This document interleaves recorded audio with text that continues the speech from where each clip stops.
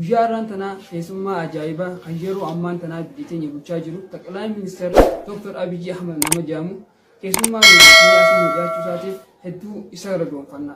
Har'agaa bishaan turraa waliyaa antaa'een haasawaa muummichi ministeera Dr. Abiyyi Ahmed garuu dhaabbatanii haasa'u hojii biyya faranjii diidana dhukkubse waan ta'eef baay'ee dhaabbatanii haasa'uu hin danda'an.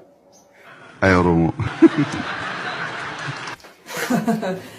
Ifama Dr. Gaawanii godhuun qabu noof korcha ifama. Mee garuu magaafii kootti hin deebi'a.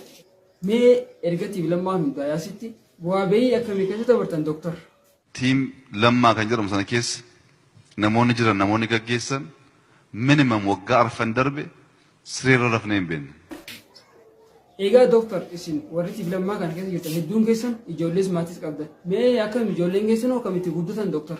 Ijoollee keenya guddisuu dadhabnee mootummaa Ameerikaatu seekshineetii keessatti nu guddisaa ture.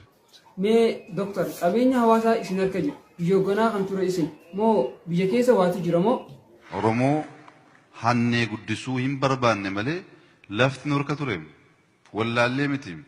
Iccitiin kan injifattanii keessatti biruun keessan maaliree Dr. Haqa waan qabnuuf Rabbiillee nu gargaara. Namoonni duraan biyya alaa jiran mootummaa baqa. Egaa ati garaan gootti dhufte maaliif sin baqachuu jaalle Dr. Hinduuna malee biyya dhiisnee hin deemnu. Warri biyyaa biyya alatti hafee jira. Asumatti duuna jennee muranneet qabsoofne. Dr. yeroo biyya kana keessatti hojjechaa turtan quuqamni lammii isinitti dhagaamaa ture? Quuqqaa keessan caalu qabna. Dr. namoota hedduu ta'ee isin garaan gootti dhuftan biyya alaalaa gara biyya keessanitti dhufaa jiran. Mee fuula isaaniirraa maal agartan Dr. Namoonni baay'ee carraan waan dhufteef bubbutachuu barbaadu. Maal ta'eyyuu bubbutan? Bubbutachuun aadaa Oromoo miti. Egaa bubbutachuun aadaa Oromoo hin taane egaa aadaa dargii ta'e. Mee maaltu nu mala Dr. Kan nuuf tolu, kan nu baasu butachuu miti.